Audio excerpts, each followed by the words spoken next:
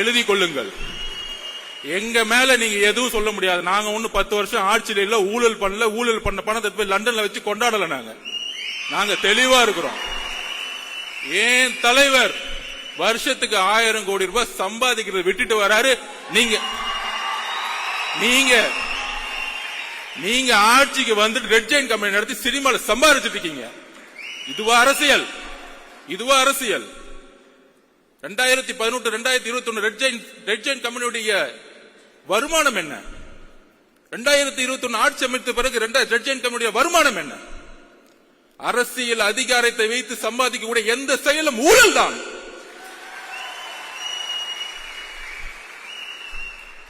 நியாயமாக ஒரு நாள் ஷூட்டிங்க்கு கிட்டத்தட்ட 1000 பேர் வந்து ஒர்க் பண்ணிட்டு 15 மணி நேரம் 17 மணி நேரம் ஒரு நடிகர் நடிகைகள் வேலை செய்து மக்களுக்காக இருக்கக்கூடிய ஒரு ப்ரொஃபஷனல், அந்த ப்ரொஃபஷனலை இழிவுபடுத்தி எம்ஜிஆர் அவர்களை எந்த அளவுக்கு நீங்க 72 to 72 நீங்கள் வந்து இழிவு செய்தீர்களோ அதனாலதான் நீங்க எம்ஜிஆர் இறக்க முறையும் நீங்க வீட்டுல உட்கார்ந்துட்டு இருந்தீங்க. நீங்க ஒர்க் அவுட் ஹோம்ல உட்கார்ந்துட்டு இருந்தீங்க.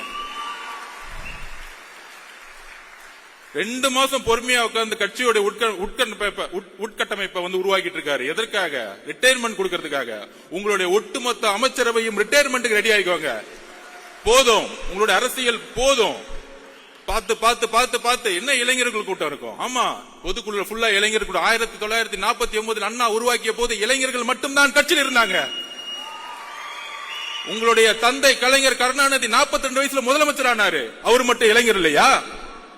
இளைஞர்கள் கூட்டம் இந்த 2026 புதிய முடிவு எடுக்கும். ஒட்டுமொத்த தமிழ்நாடு மாற்றங்களை உருவாக்கும். சோ திமுகவோட அஜெண்டா படி இன்னைக்கு பிஜேபியோட அண்ணாமலையும் செட் பண்ணி முடிச்சிட்டாங்க. நீங்க திடீர்னு நாளைக்கு ஏன் திருப்பி வந்து அண்ணாமலை திடீர்னு வந்து ஒரு பிரச்சாரம் வைக்கும் போது நம்ம போய் அவர் திட்ட வேணாம்.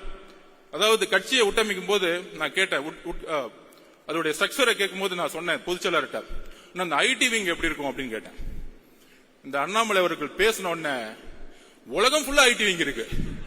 கட்சி நாடு இந்தியா மட்டும் இல்ல, உலகம் ஃபுல்லா ஐடி விங்க வந்து தலைவர் அவர்கள் உருவாக்கி வச்சிருக்காரு. ஐடி விங்க போட்டு கொஞ்சம் கண்ட்ரோல் பண்றதுக்காக தான் ஐடி விங் இருக்குமே தவிர திமுக மாதிரி ஒரு 300 பேரை போட்டு யாரா திட்டலாம், ஒரு 200 ரூபாய் கொடுத்துட்டு யாருக்கு லைக் போடலாம், அப்பான்னு சொன்ன உடனே வந்து ட்ரெண்டிங் எப்படி உருவாக்கலாம், இந்த செட்டிங் வேலை எல்லாம் எங்களுக்கு கிடையவே கிடையாது. சொன்ன அடுத்த செகண்ட் 2 நாள்ல கண்டென்ட்டும் கொடுக்க வேணாம், இதை செய்யுங்கன்னு சொல்ல வேணாம், அடுத்த செகண்ட் அவங்க எடுத்து போடுறாங்க டேட்டாவை. இத பாருங்க, நீங்க சொன்னதுக்கு இது பதில். நான் பொதுச்செயலாளர் சொல்ல, அண்ணே கொஞ்சம் கண்ட்ரோல் பண்ணுங்கண்ணே, போதுண்ணே விட்டுருங்க, பாவண்ண எவ்வளவுதான் பிரியாணி போடுவீங்க, போதும். அதனால திரு அண்ணாமலை அவர்களே, உங்களுடைய பிரதமர் மோடி அவர்களுக்கு உண்மையாக இருங்கள், உங்களுடைய தலைவர் அவர்களுக்கு உண்மையா இருக்கு. அதனாலதான் எந்த மீட்டிங்னாலும் கூப்பிடறதே இல்லை, அடுத்த நாள் கூப்பிடுறாங்க மீட்டிங் கூப்பிட்டா.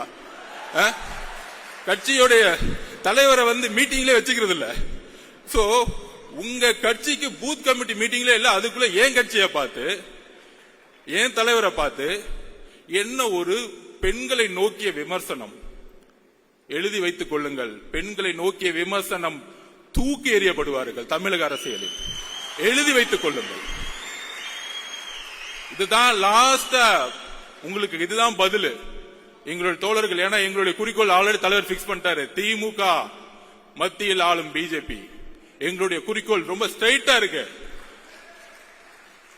சும்மா திடீர்னு திமுக செட் பண்ணி தாவேக்கள் குழப்பம், ஜாதி பிரச்சனை. இங்க எங்கப்பா ஜாதி இருக்கு?